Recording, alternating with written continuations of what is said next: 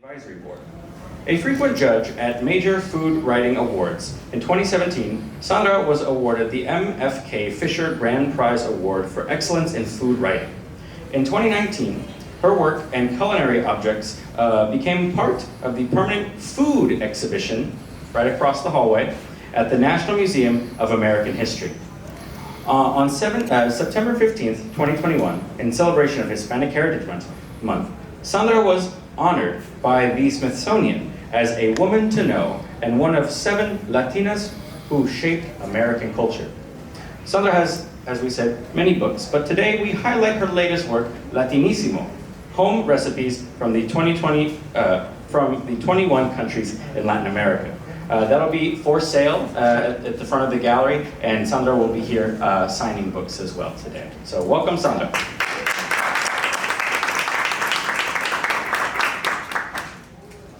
Jaíne Mackievicz is a chef and food writer who left the heart of the Brazilian Amazon and law career behind to pursue a culinary adventure in the United States at the age of 23, inspired by her childhood hero, Julia Child. Immersing herself in English through cookbooks, Jaíne's passion for writing and cooking soon blossomed in the land of dreamers. Her recipe and food narratives gained recognition in publications, and Jaíne's participation and victory in the Julia Child Challenge led to a scholarship at Le Cordon Bleu, Paris, mirroring Julia's own path. Jaíne now now lives in Southern California, and you can reserve a seat at her table every month in her newsletter, Dinner at Jaíne's. Follow her on Instagram, where she cooks with a Brazilian accent. Jaíne. Next, Nicole Leiva, with a love and background for science. She approaches baking as what it truly is, a science. Growing up in El Salvador, she developed a deep appreciation for traditional flavors, aromas, and dishes from her mother's and grandmother's cooking. She began baking after high school and recently got her pastry diploma in Barcelona, Spain. Now she is the head pastry chef at Dulceology Bakery in Baltimore, where she takes pride in creating nostalgic pastries that embody the beauty and richness of her culture through the art of sweets, but also remaining innovative and keeping up with the latest trends in the pastry world. Nicole. And last but not least, Mariana Vieira, founder and executive chef of Brigadeiro NYC. Growing up in Brazil, brigadeiros were part of every memorable celebration, typically sharing it with those Mariana loved and cared about. But to her, it represents joy and unity. When she asked herself what I could be doing every day for the rest of her life, the answer was simple: helping bring joy to people's lives. Baking is her unique way to spread happiness and help people come together to share life's sweet moments. Brigadeiro NYC is proudly funded and led by women. Mariana. So thank you all again for attending Quiero Brigadeiro, and without further ado, I yield the floor to our speakers. Thank you. Hola, hola, mi gente. We're mixing a little bit of Spanish and Portuguese here. Welcome everybody. We still have some chairs here in the front. If anybody would like to join us up here, we promise to be super nice to the people in the front. Extra cookies. Extra cookies, extra brigadeiros. I'm delighted that the 4 of us are here today to talk about our histories, to talk about what impact we're having and what new things Latinas are doing, Latina women in particular, are doing in the United States. So I'm going to begin with you, Jaíne, and then we're going to come down the line and just tell us a little bit about where you're from. And I think people are going to absolutely love your story. And what I want to really concentrate on here is to tell everybody that her win in the Julia Child Challenge was in the Food Network. So you probably saw her there. If not, go see the chapter where she won, because it's so exciting. Okay, so Jaíne, your story first. Hi everyone. Oi, I'm going to speak a little bit of Portuguese as well. It's an honor to be here. A privilege really to be representing my country of Brazil in this conversation. really exciting too, to be part of such.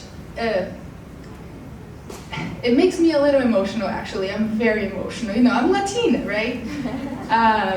To be in this position, because food is something that connects us all. And I never thought that could be the thing that would be able to be doing for the rest of my life in a way that would touch other people's lives. I am from Brazil, from this very remote area. I don't know if you've ever heard about the Amazon. I was born and grew up in the forest. My dad was a Polish guy, a vaccine researcher in the middle of the Amazon, and that was the reason I was born there. And I never looked like anyone else there. And then when I saw Julia Child on TV, she was very tall, I was very tall, and I said, well, I think I want to be like this lady, because I look like her a little bit. And then I fell in love with her and with cooking. So then I went on to law school, I became a lawyer, and I didn't like it. Well, long story short, I gave up on this, and one day I said I wanted to be a cook. So I moved to the US, and I moved to Boston because Julia lived in Boston, and I thought it was a good idea to move to Boston with no English in my backpack. And then I wanted to go to culinary school, but I didn't have any money or English. It did not work. But I learned English through cookbooks because I loved cooking so much. And then I started writing about food from my country, food from my story, food from my culture. I just wanted to tell people about what I ate growing up in Brazil, how different it was, how interesting it was. And I thought it was interesting for other people too, because people liked what I wrote about. And then they published, surprisingly, what I wrote. And then one day, I got a call from Food Network inviting me to be in a cooking competition that was meant to pay homage to Julia Child. And then I almost passed out, as you can imagine. And then I did not want to go, but my husband made me do, because he said, well, you made me move from the Amazon to the US, so now you're gonna go to this competition. And I went, and then I cooked a lot of Brazilian food, and by a lot, I mean only Brazilian food, because that was all I knew about how to cook. And then I won the competition, because Brazilian food was very interesting in a way that people did not know about. And it was very elegant, and it was surprising, and it was a revelation. Those are not my words. Those are the words I heard from the judges. And these are the words I hear from people every day when I write about my food and when I try to explain our Latin flavors. And I went to France, to Le Cordon Bleu, and did the same program that Julia did. And then I heard the same words when I cooked my Brazilian food again in France. And then I understood that representing my food and my culture is really, really important once again. And that became the project of my life, to just represent what I think is really important, because, there's, growing up in the Amazon, just to give you some context, I always felt underrepresented, even in my own country, because there's this, Brazil is such a huge country like the US, and you hear a lot about São Paulo, for example, right? Mariana's from Brazil too, and other states in Brazil, and we are always left out in the Amazon, and I always felt this underrepresentation. So even in my own country, there was this need to speak about my food. And then suddenly there I was in France cooking food from the Amazon. How crazy it was. It was finally my chance to, be talking about things that are equally important. But that's about it. That's just a bunch of fancy words to say I really like cooking my food and representing Latin food culture, But that's my story, and I know it's pretty crazy. Mariana. The fabulous story. Bom dia. So, I'm Mariana. I moved to the US. I grew up in Brazil, 3 hours from São Paulo. Very common household, big household. My mom was always working, but she still is very festive, like all Latina women are.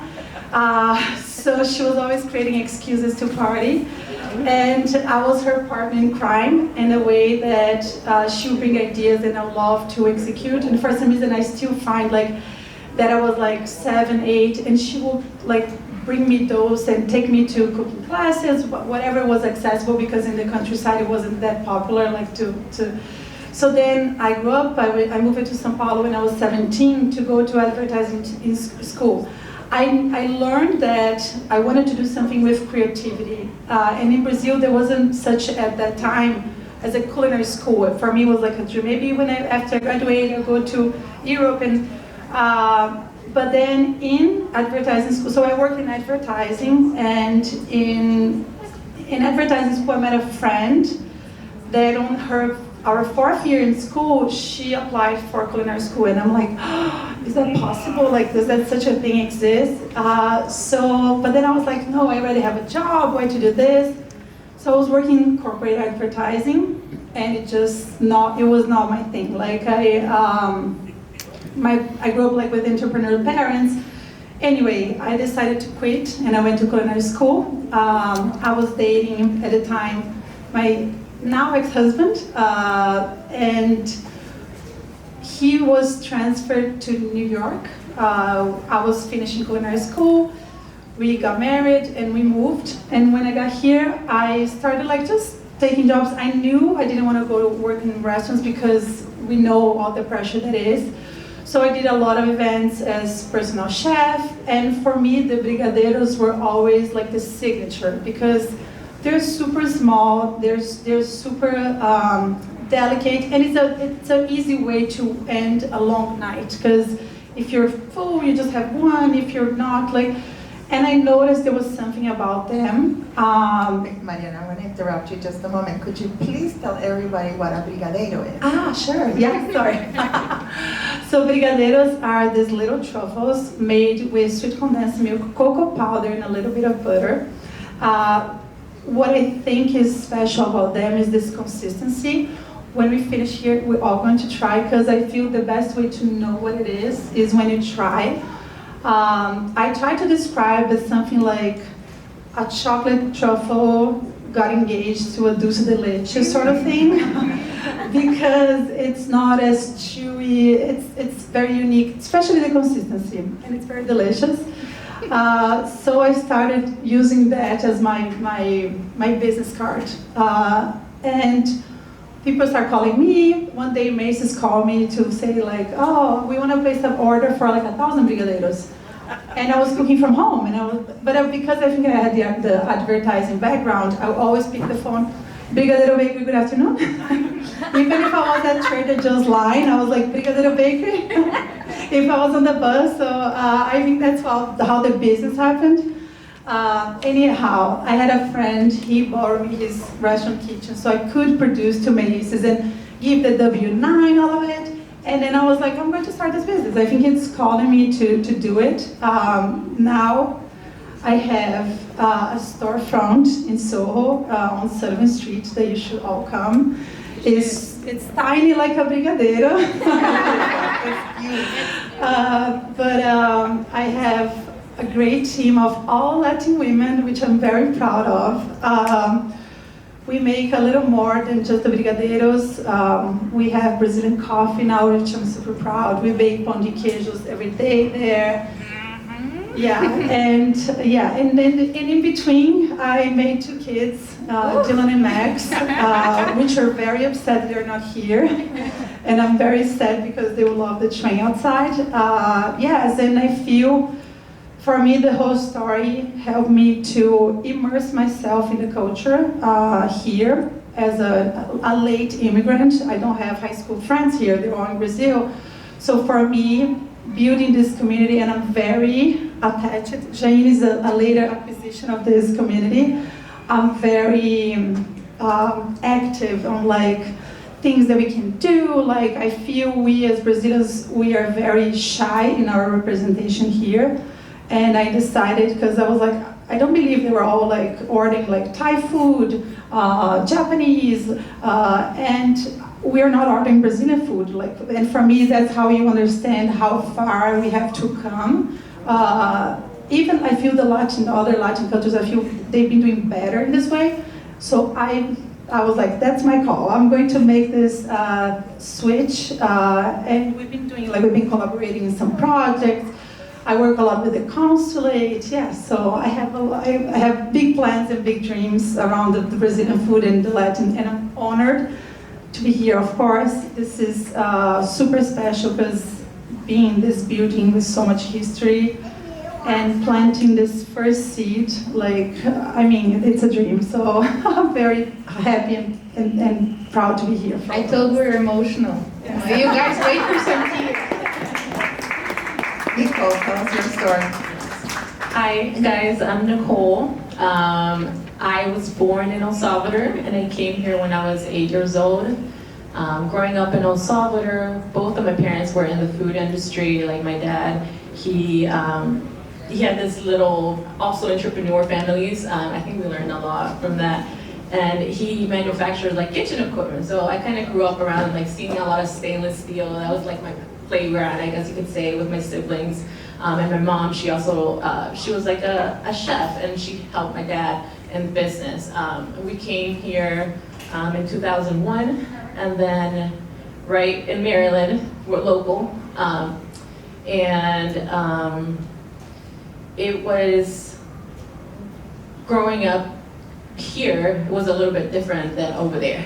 So, you know, there's changes, and it's like we didn't go to like the celebrations that we had weren't the same. Like the cakes weren't the same. So my mom, and also to save a little bit of money, she started like baking our own cakes, making our tres leches, and like making all these different desserts at home. And I would see that from her. I didn't start baking with her just yet, but I saw all the love that she put out there for our birthdays, you know, making our cakes.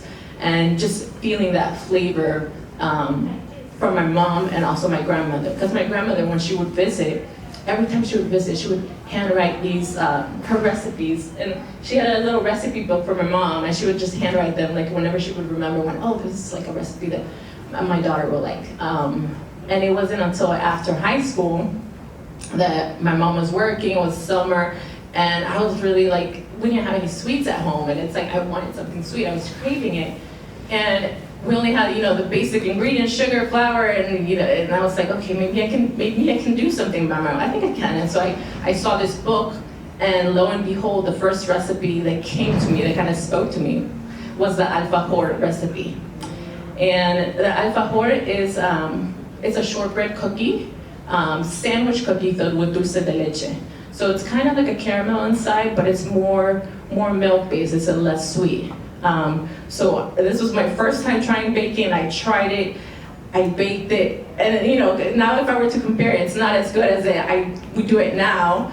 But to me, when that batch came out of the oven, when I like put all the dulce de leche filling, it was the most amazing cookie that I had ever tried. And I was just like in love with it. And I was like, okay, and who's here in the house that can try this? Because it's not, it can't be just me. Like, I need some validation that this is a good cookie.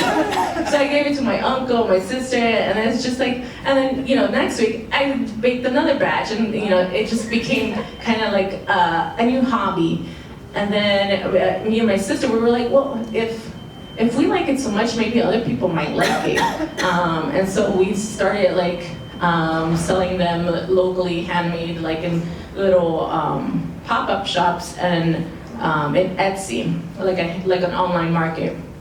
And so the first year, you know, we were in college at that time. I was studying biology because I love science. And I guess that's what makes me a good baker too, because it's like, it's gotta be precise to the gram, and you know, it's like the ratio, and it's like, I'm always like thinking, how can, you know, because the recipe's always changing, and I mean, there's so many factors that go into like baking, into the temperature, room temperature, so many things, and it's just, I love it too, and it's my background that kind of helps me out a little bit too. But I was in college, and so this became like a little side gig for me and my sister. And we were baking just alfajores. After my sister, she finished her undergraduate and she went to graduate school here in George Washington University. And I didn't finish my biology study because I realized I wanted to do something in hospitality. And so I switched to like a shorter program in the hospitality management. And I was loving my time there. I knew that was like kind of my calling because it's like, that's what I wanted to do. And in George Washington University, a newsletter came out saying like, hey, we're having a business competition, a business pitch competition. And the prize is like, there's a big money prize. Me and my sister, we looked at each other like, this could be our chance. Like, should we enter it? It's a little humbling too, because sometimes we think, oh, it's just a cookie, no one, we're not gonna win. But we're like, you know what, let's just try. And so the deadline was like at 2 p.m. We submitted it like at 1:58, but we got in. And lo and behold, there were 200 applicants, and little by little we were making it to the next round.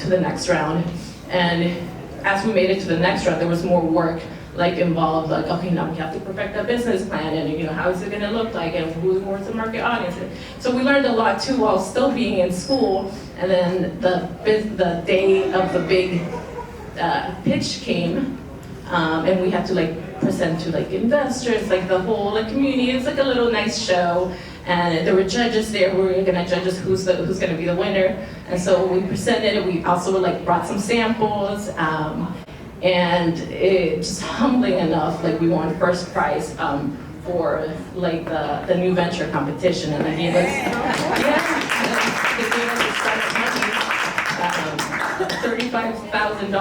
$30,000 to basically start what is now currently our current bakery in Baltimore. And we stretched that $30,000 this was during COVID, so you guys can just imagine how much we stretched that out. But we started making alfajores, and also we started making more of what is traditional in El Salvador, la quesadilla salvadoreña. It's a pastry that my family absolutely love, and I feel it's a main dessert that Salvadorians like to enjoy in the morning, in the evening, holidays. Let me interrupt just a moment. Quesadillas, when most of you think of quesadillas, you think of tortillas stuffed with cheese, right? Okay. The word queso is cheese, but the Salvadorian quesadilla has nothing to do with a flour tortilla. So it's a rice-based pastry. It's kind of like a pound cake, but for my recipe, the main ingredient is cheese. Cheese, either fresh cheese or hard cheese, and then you have rice flour. We add a little bit of cinnamon, eggs, sour cream, and that's basically it. So it's a little pound cake, but it's cheesy, a little bit sweet and savory. And we brought some too, so you guys can try or take home. I like to eat it a little bit warm, just because that freshness of the fresh cheese when it's warm, even after with coffee, it just pairs so delicious. Everything is better warm, right? Yeah. But we brought some for you guys to try, and so now this is going our 4th year into the bakery in Federal Hill, Baltimore. I just also recently got my pastry certificate, because this is what I love to do. My mom asked me one day, what would you be doing if you didn't have a bakery? And I was like, I'd still be baking. Somehow, I don't know, it's just life for now. So I'm also really happy and proud to be here, and hope you guys enjoy your time here and afterward too. Thank you. Thank you. I think what we're all hearing here is how unstereotypical Latin women are from what people assume that we are. We take high risks, and we go for it. And that is a necessary ingredient in living in the United States. So my story is different. I was born in the States to Guatemalan parents, an oral surgeon, an economist, and they both returned to Guatemala when I was 5. So I, believe it or not, even though my accent is Guatemalan, began speaking English, and then I learned Spanish. But I lived in Guatemala for 13 years, And then my husband and I got married.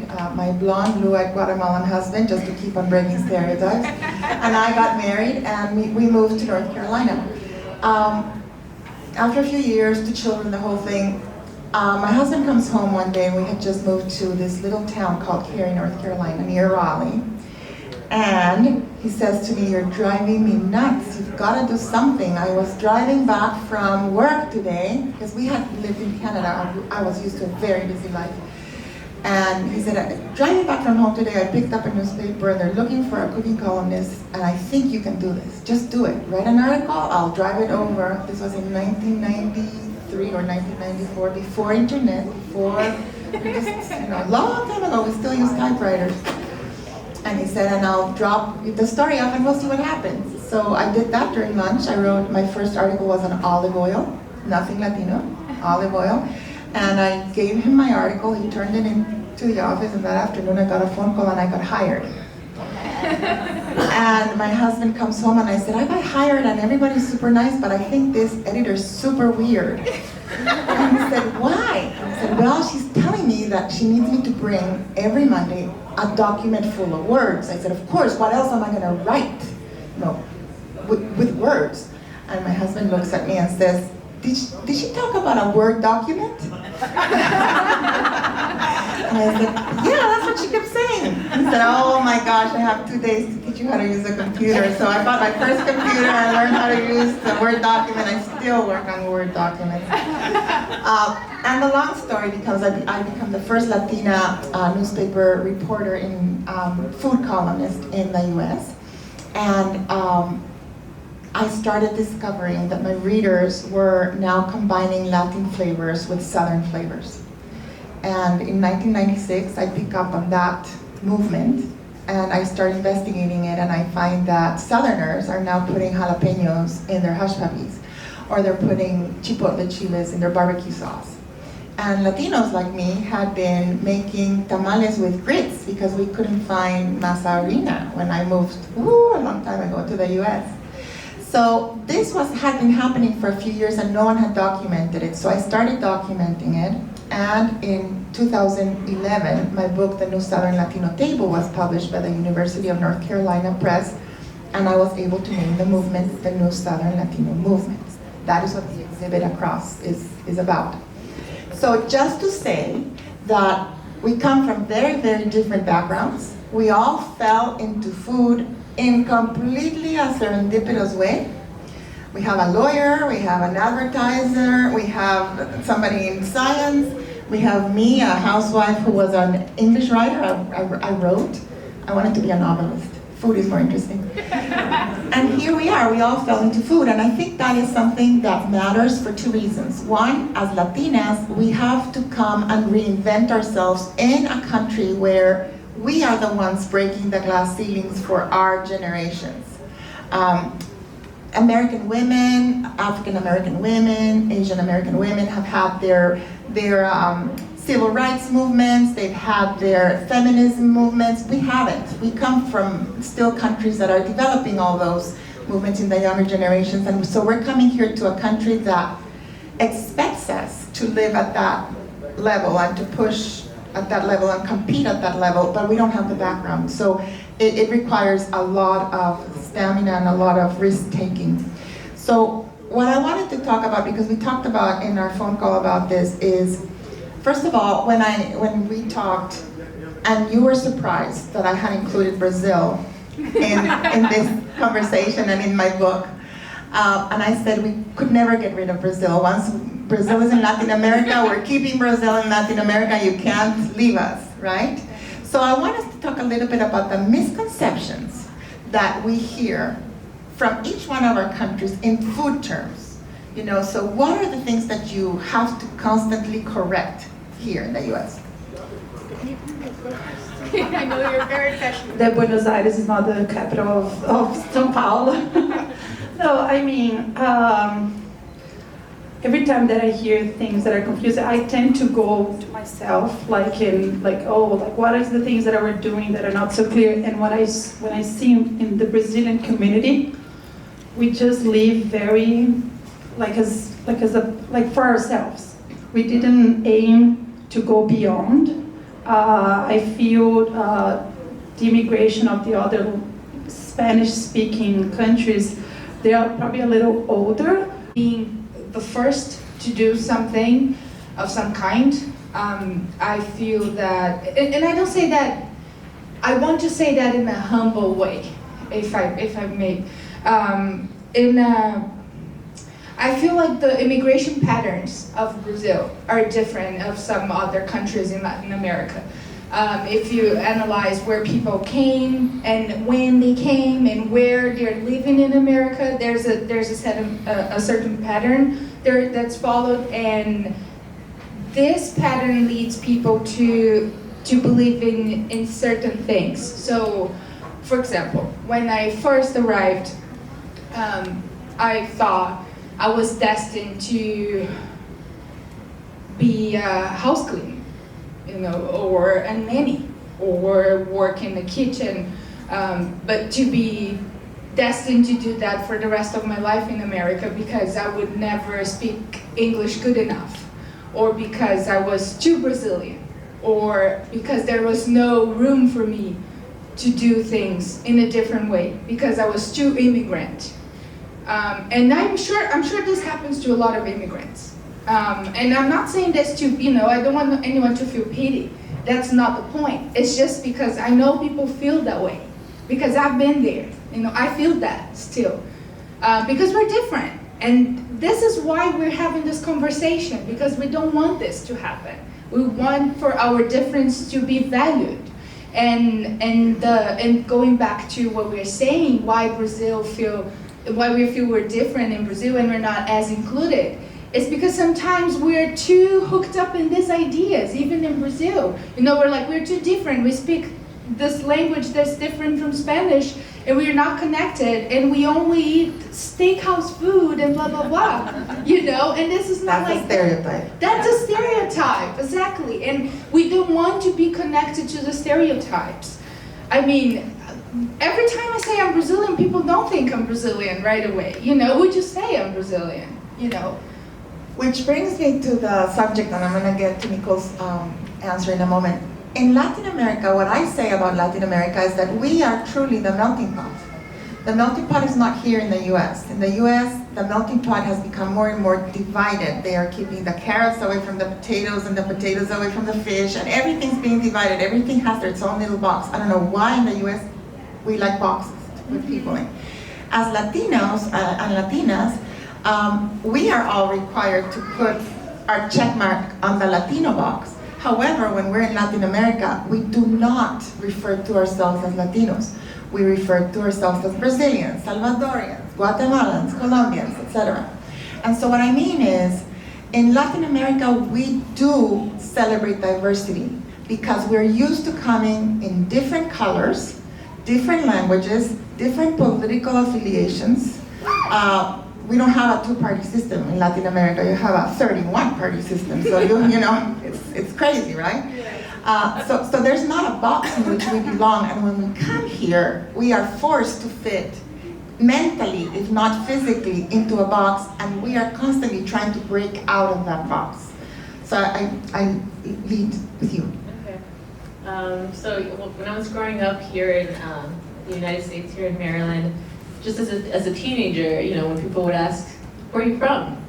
I'd be like, I would say El Salvador. And it was interesting how sometimes sometimes when people didn't know exactly where El Salvador was or much about El Salvador, the first thing that, you hear, especially with the media outlets, unfortunately, is the negative, all the negative stuff. So sometimes people remember something negative and be like, oh, this and this about that country. And you're a teenager, you don't feel that proud at that moment, and you want to feel proud of your country. And we progressed a lot, but it's that was a tough time. And so when we were with my sister trying to figure out this business thing, we were like, how can we make it so that we want other people, be a representation. We want people to feel proud, and people who are like me, or other Salvadorans or other Latinas, just see like, I'm proud of my country. Like, yes, we've gone through a lot, but I'm proud. I'm sorry. That's exactly, I think, how we all feel. We're looking to find people to feel, our people need to have their proud moment. We have all been feeling like second citizens for a very, very long time.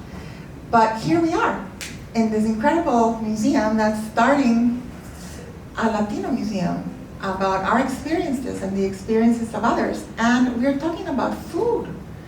Why do you think that food is so important in the history of immigrants and in the history and in the way that we can break boundaries with people?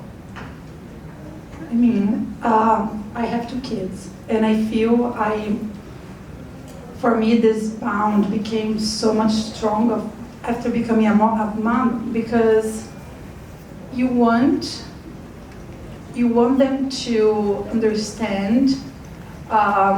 You want them to keep it like bringing this like pride, and of course I've been always like very in love with the Brazilian food, like its simplicity, but almost becomes like a mission, like, and I see that, I mean, I feel it's important because everybody here has a voice, like, and I feel that we have great stories like to bring, to add to the conversation, but seeing like the conversation that they're going to bring for me was extremely meaningful.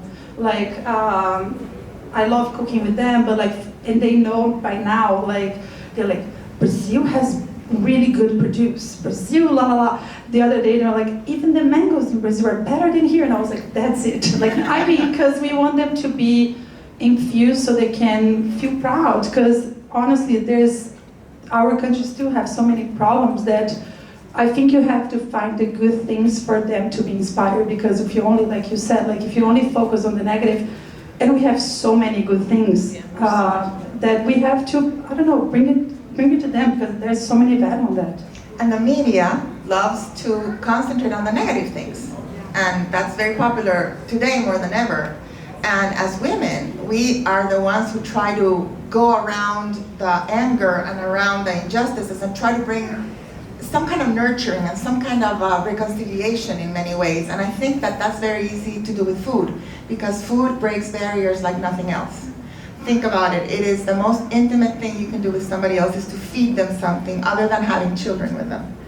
But you're feeding someone, you're giving something that you made, and somebody's introducing it to their body and assuming you're not poisoning them, right? I mean, that's trust. Once you cross that bridge of trust, now you can start talking about things. You can start discussing differences, you can start discussing similarities, and like we do in Latin America, you learn to agree to disagree. But we talk about stuff. We have very passionate tables, because we're constantly saying, well, I believe this, well, I believe that, well, I believe dessert is ready, everybody be quiet and come have your coffee and your brigadeiro, right? And everybody gets along.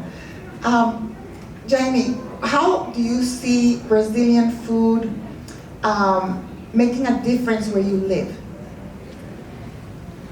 So my point of view, this macro vision I have of Brazilian food now in the US, well, Brazilian food in the US is still very new. The stereotype is still very much the steakhouse, which is very delicious. I have nothing against the steakhouse. Please go to Brazilian steakhouses, they're really good. Our beef is really good. But I feel there's a new wave of the use of Brazilian ingredients, which is what excites me the most, because ingredients are very special in our tropical country, because they do taste amazing. And that's what makes it very interesting, because the flavors, and then how they're applied to recipes, they're not traditionally Brazilian. They could be American, French, that's what I do with my cooking, because I'm also a recipe developer. And that's how I see. So when Sandra talks about Southern food with Latin American ingredients, that's the way I see and what's happening. For example, ingredients from the Amazon, very unique mushrooms they're native to the Amazon. Chili peppers and all those other flavors. Fermented products, they're being discovered from native Brazilians, and they're incorporated in new ingredients and then used in recipes that are not traditionally Brazilian, let's say French, Italian, New American.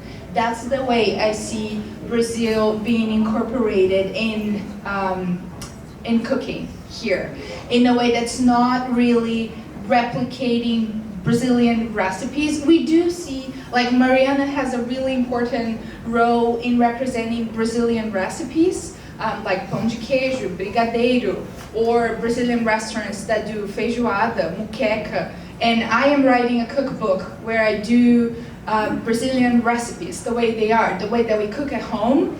But I also work a lot in this translation of ingredients. And just that's what I want people to try, because that's what I think is the most important. And it's just feeling what really it means to taste the country.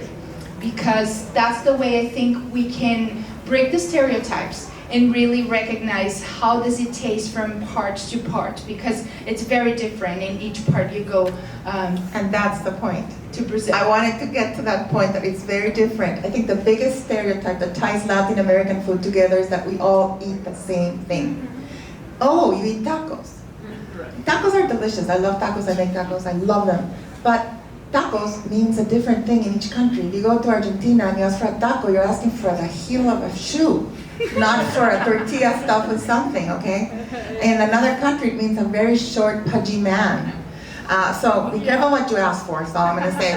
But again, it's because they're trying to put us into this box. We don't all eat Mexican food. Mexican food itself is fabulous. It has so many variations, and so many regions are represented in the food. It's a rich country with rich history, but so is Brazil, so is El Salvador, so is Guatemala, so is Colombia. And that is what I wrote the book about, Latinissimo, which is showing everybody, every single country is as vibrant, as exciting as the next. It's like going into a house and walking in through Mexico, which is the front door, and once you get in, you have 20 other kitchens.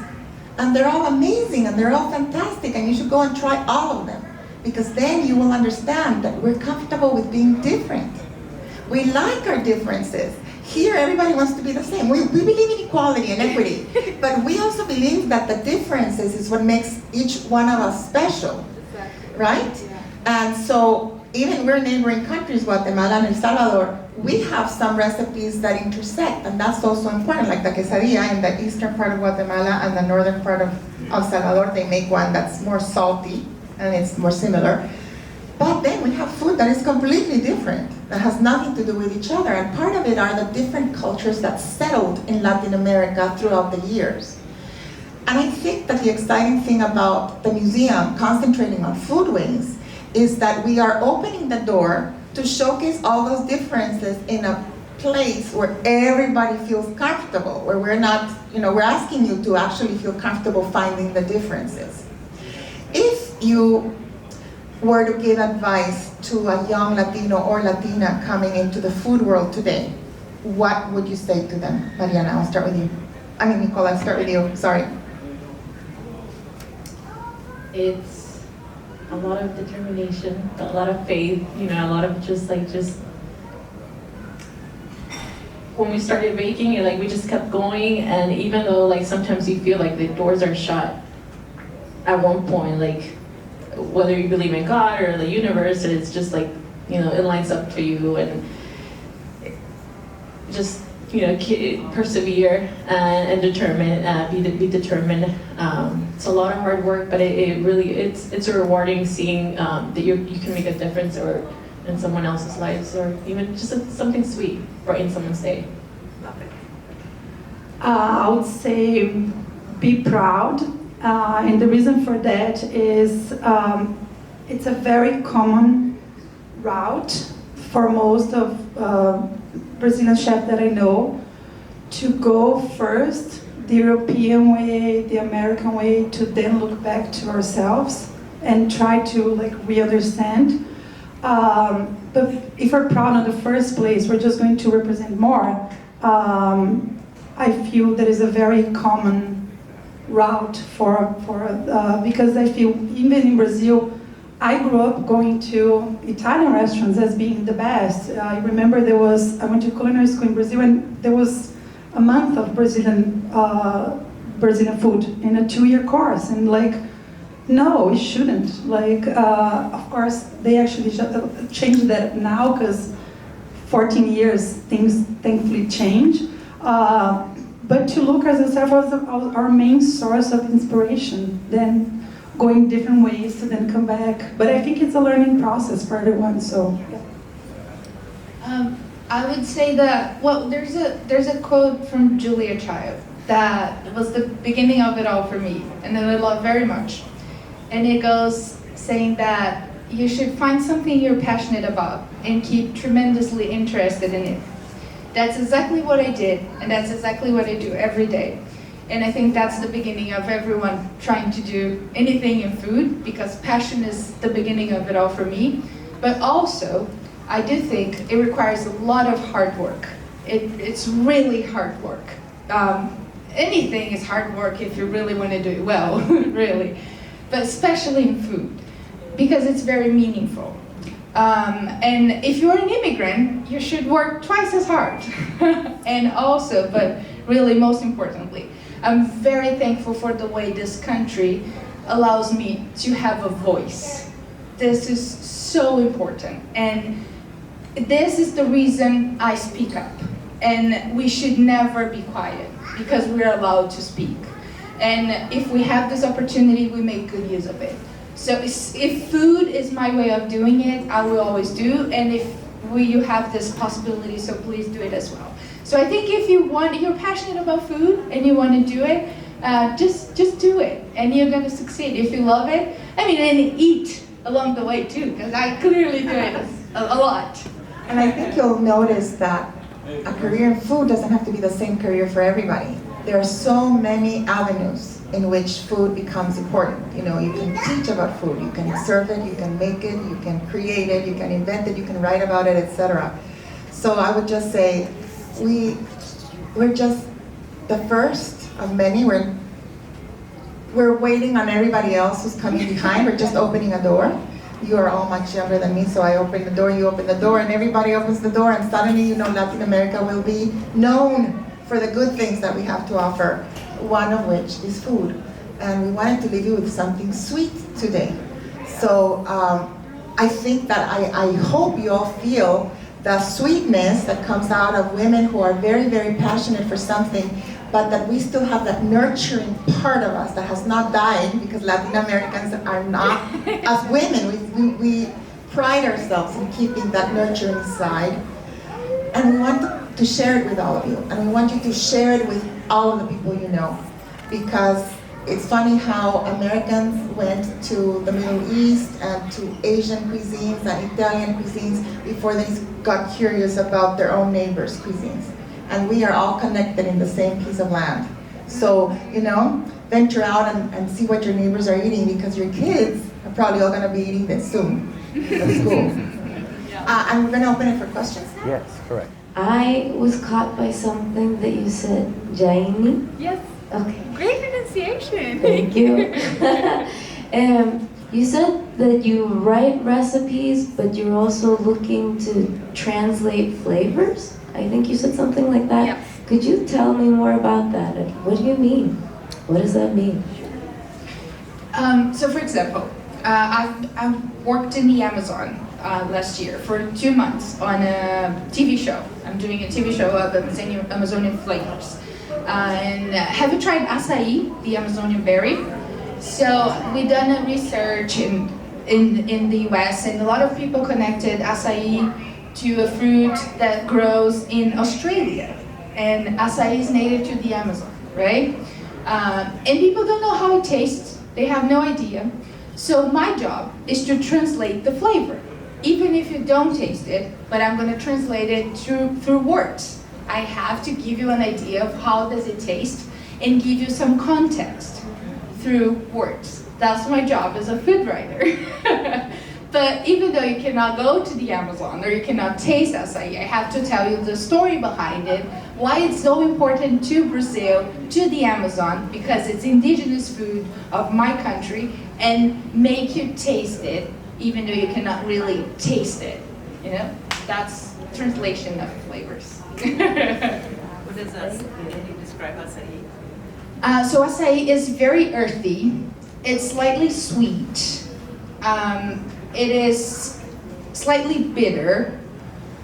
It is pasty at some point, and it resembles grape. The less flavor you feel at the end of your tongue. It's really good. You should eat it cold. And it's purplish. It's color, and it purplish. looks like a berry. Yeah, and it's ground. It's almost creamy. You could drink it. Yeah, and in the Amazon, it's savory. But then when you eat it in the U.S., it's usually made into an ice cream of some sorts. But in the Amazon, we dip fried fish in it, and it's like it cools down the deep frying process, you know. So it's like a palate cleanser. And it's indigenous food, and it's very traditional. And then it was translated as something full of antioxidants and fitness and good for you. But in Brazil, it's like traditional indigenous food that is used in rituals, and nothing to do with Australia, for sure. Thank you for your question. I explained to my kids that a tortilla has a face, and they don't get it, because you slap it, then you go like this, and it pops a little bit, and you can put things inside. But you don't find that here, because the tortillas are made by a machine or etc. How do you avoid losing certain things about a tortilla? Because you can find tortillas all over the world, and here, but you lose certain, I don't know, it's roots or a real tortilla. I will say that support our work, support what we're doing. In my book, Latinissimo, I included a recipe on 2 different ways to make tortilla with real nixtamal and how to make nixtamal at home. Nixtamal is what Americans in here in the South, you know as hominy. It's what you eat as grits.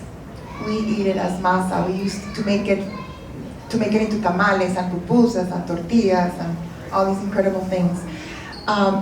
And I would say, cook with your children. Get cookbooks that celebrate the true, okay, I'm gonna put it this way. Support Latinos who are writing and reading and educating about Latin food. The majority of cookbooks published, as we know, and TV shows, as we know, that are out in the market are Americans or British people teaching you Latin American food. We are reclaiming that voice. Not to say that they're appropriating, I'm not going there. I'm just saying, now we're here. Listen to us, learn from us. Learn from the people. And feed your children the food, feed them your history. Because if anything else, they might not read your history in books, in school. They might not remember what their grandfather told them when they last visited the country where their parents came from, but they will remember flavors. And through the flavors, they will remember you. It's the only thing that we have. You can look at a painting and you can see what that artist saw in those 5 minutes for an instant, and then it's gone. You can look at an object and you can see something that's frozen in time. But when you eat something, you can bring back someone you've never met. You can bring somebody there who has passed on many, for years ahead of time. And that is something that nothing else can do. So if you want to keep your traditions alive, feed your food. And just to add to that, because I feel I've been reading a lot, like I feel European people, they do this, treasure the process, because I feel there's so many ways to make a cheese. There's so many ways to make a yogurt. And usually the ones that are more legit, humble, simple, they're the ones that are going to elevate the ingredient. So once you look at the process and you show your kids this, like, my kids, their dream is go to see to eat Parmigiano Reggiano because they know oh, it stays in piles up. So show and us to understand that I think there's no other way back, because you say what do you prefer to buy, to eat, a fabric tortilla or something that has been put so much attention to the process, and the learning is right there. We all have very specific, making tortillas is so beautiful, and I think treasure the process for me. I think it's very strong. And we simplify processes, because in the nixtamalization of tortillas, I teach you the authentic, the traditional way of doing it, and then I teach you a way to do it in your food processor. But it's still going to give you the same thing. So we have got to modernize things for the future generations to be able to pick them up, but the process is in that. That's how you translate it. But the ingredients and the history behind our food, it matters. That's how we are going to create a new generation of Latinos in America that don't feel like they have to sign into a box. Can I just add something, just because I think it's going to be fun. So brigadeiros, for example, they are traditional in Brazil for birthday parties. Every Brazilian birthday party you go, you'll find brigadeiros in many versions, usually the chocolate ones. But the most fun part is that before your birthday party, you get to make the brigadeiros with your parents when you're growing up. And that's what you really will never forget, because then is when you're rolling the brigadeiros with them. You get to eat a few before the party, which is the best part. And then I remember every birthday party, not the party itself, but when I got to spend time with my parents making the brigadeiros. And then those are the kind of things that I think your kids, or you want to hold on to. And Sandra's book, Latinissimo, she has an amazing brigadeiro cake and a recipe for beijinhos, which are the coconut version of brigadeiro. So get the book for the recipe, or the brigadeiros from Mariana, Brigadeiro Bakery. That's what I had to say. Or bring your kids there, to do with them. Yeah, and make brigadeiros, because that's really, really the special part about them, is making. And that's why we're so passionate about the whole thing. I just want to a quick story. But the other day, I went to a friend's 50th birthday party, and it was the time to sing happy birthday, so her son, which works with me as social media person, he went closer to the cake, and then I was listening.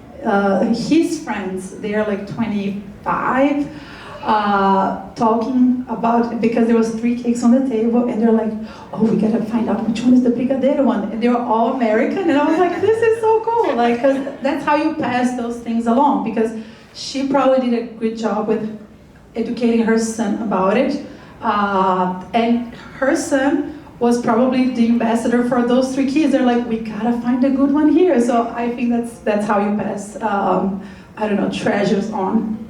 Yeah, we're all about teaching. We're all about teaching and preserving. And I'm gonna say, if you're local, you've gotta go to Dulceology. You've gotta go to Dulceology. I made the 40-minute trip if you have to. You're gonna wanna come back with boxes of croissant donuts and all these incredible concoctions and alfajores of every flavor. I brought some alfajores too, and the quesadillas are gluten-free for anyone who has allergies.